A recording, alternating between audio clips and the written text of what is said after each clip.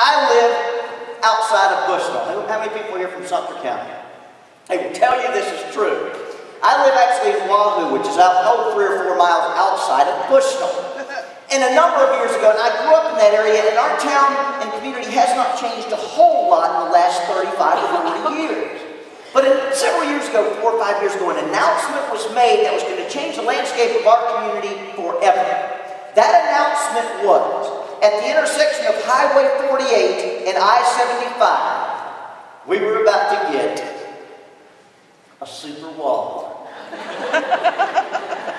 And when that announcement was made, I'm telling you, it was huge. Because that's all we talked about. We were getting the Walmart out there in the pasture, and it was just a huge conversation. How many of you ever seen one of those stores built? I swear it goes up overnight. They come in, they get the foundation laid, they're building this building every day we drive to town. We see the super Walmart. And we can barely wait. The store's going up. I'm actually sitting at that time, basically at one of our 2 restaurants in town. I was sitting at the Odd Couples, not the Odd Couples Cafe, which is one. I was at Mr. Goodburger. Kelly, you remember Mr. Goodburger? And I'm sitting at Mr. Goodburger with my wife and 3 children. Across from me is my friend Ronnie Simmons. Now, there's one big difference between Ronnie and I. That difference is, we're both born and raised in the South, but I talk way too fast. And Ronnie talks so slow, you can finish sentences for him. How many of you know somebody like that? You ever get them on the cell phone, you're like, dude, speed it up, I got a limited plan. So Ronnie looks at us and he goes, y'all hear what's happening today? I said, what, Ronnie? Today, at 1 o'clock, they're putting the air conditioners on the super Walmart. I said, where did you hear this? It was in today's paper.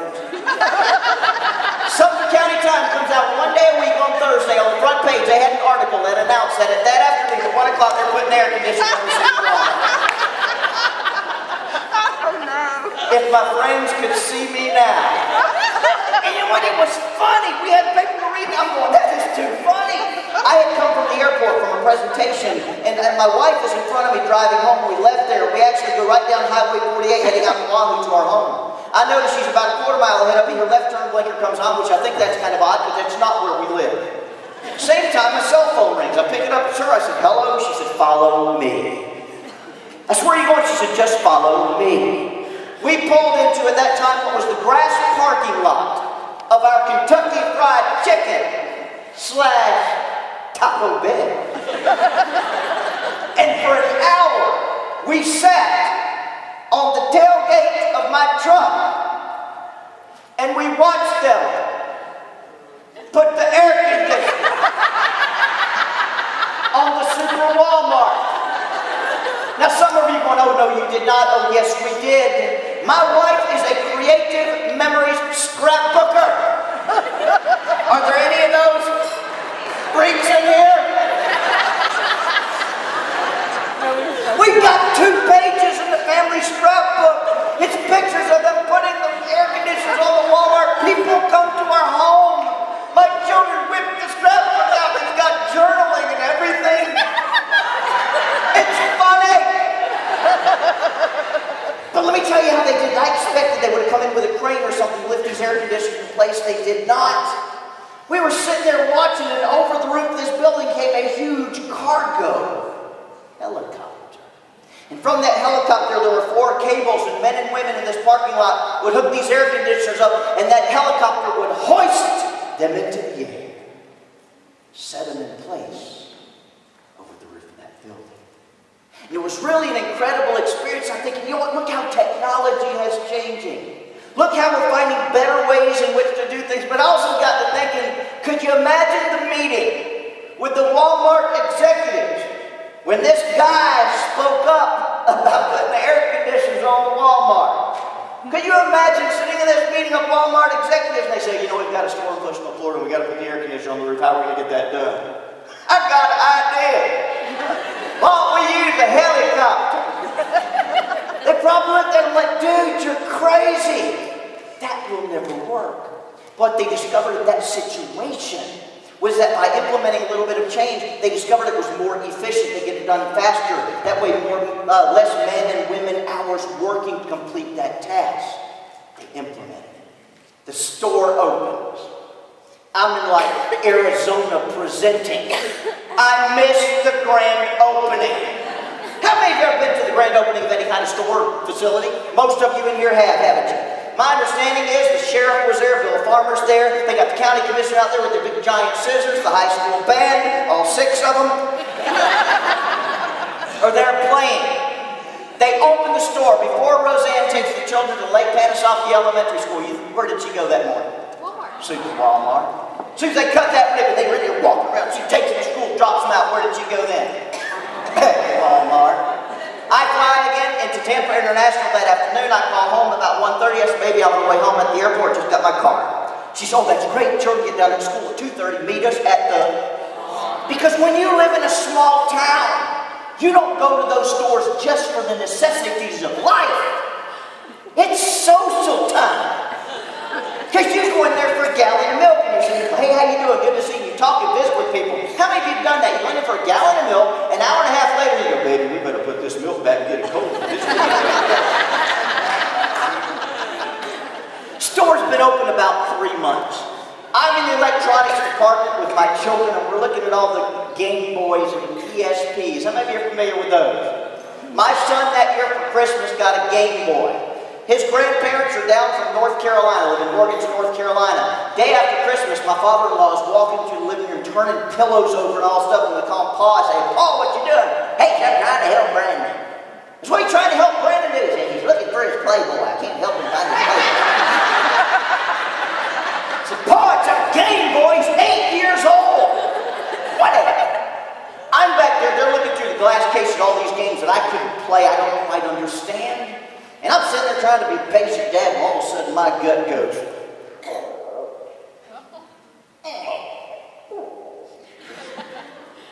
And I'm thinking, it'll pass. So I stand back again, patient, 5, 10, 15 minutes later, suddenly my gut one more time goes. Suddenly I realized I got the green apple quick stick. So from the electronics department to the front of the store, I'm doing that old march of the penguin. You know what I'm talking about, don't you? I walk into the men's room at Super Walmart. A man walks in behind me. At this point in my life, I do not care who this is. I hit the first call. He goes into the second. Now I'm going to educate you people today about something. There is a difference between men and women. There's a difference how we react to situations. It's just nature. The example is this. Men do not talk to other men in the restroom. How many of you guys know that? It is not a written rule. It's just something we know, isn't it? We can go into the restroom, we can be best friends in the whole world, father and son. But as soon as we walk in that restroom, all conversation ceases. When we leave that restroom, we will pick up that conversation. But as long as we're in there, we don't talk at each other, we don't look at each other, nothing. Women, make friends in the restroom. My wife will go into the restroom and she will come out and she will go, I met the nicest girl in the restroom. We're going shopping tomorrow for shoes together. And I don't know if this is true, but I've heard rumors there are some ladies' rooms you can walk into and they have a couch and chairs. Sit and visit with each other. That's not normal, is it? I just love to watch the differences between people, how we react to situations, and we're all different. That's wonderful. We can go to a restaurant, we can sit down with a group of friends, we will order our food, our drinks will be on the table. One lady, gentlemen, my wife, sitting at the table making this announcement. I need to go to the potty. Does anyone else need to use the potty?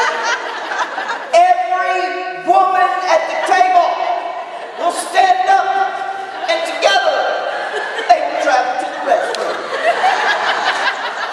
Have you seen this happen? The food is on the table. Did you guys wait for the ladies to get back? Oh no. We are pigging out. Finally, the ladies will return. I said to my wife one time, I said, baby, what took you so long? You know what she said? There was a line. I said, you took the line with you. So during this conference, sometimes you will see a whole group of ladies get up and walk out. They're not mad. They're just going to the restroom. So here I am, the first stall.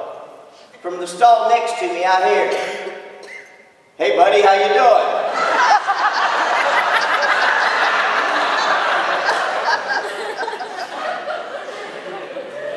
I didn't want to be rude. I live in a small town. It could be somebody I know. I said, pretty good, man. How are you? He goes, good. I've been meaning to get up with you.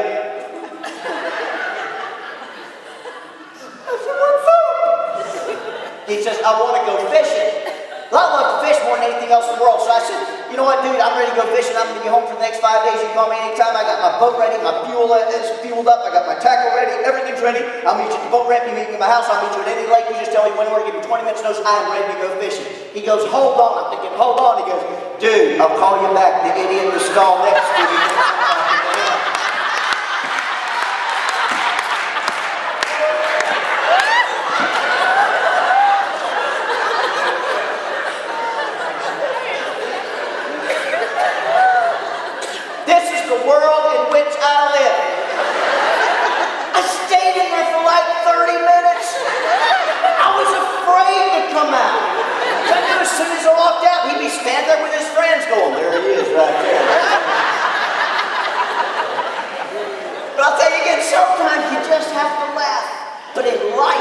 Folks, there are rules of leadership that have been written, but there are rules in HR and leadership that remain to be written.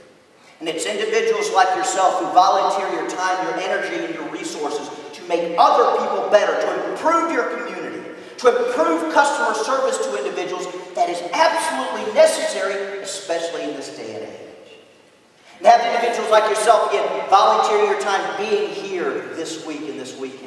Many away from your own spouses and children, your own families. Give up your time and your energy is huge. Because when we continue to invest in ourselves, the return will become 1,000-fold. But I'll take it a step further. You're not only investing in yourselves, when you take what you learn here at HR Florida and you bring it back to your communities, back to your chapters, the power of this meeting goes beyond all boundaries. But it's taking grasp and knowledge of what you can say and what you can use back at your own chapter. And that's absolutely huge. But also I will tell you that as you begin building the relationships here, it is very important as an association to work with one another, to share with one another, because some of the challenges you may be facing in your situation, back in your community, back in your chapters, somebody else has a solution to that problem. And challenges can be good things, can't they? J.C. Penney, most all of us are familiar with J.C. Penney's store. Mr. Penney, when he started his store, if somebody said, Mr. Penney, we've got a problem, you know what he said? That's good. It's good we have a problem. He said, absolutely. Because if we have a challenge or problem we need to face on, and we can find a solution for that challenge, for that problem, anytime that problem rears its ugly head again, we can fix it.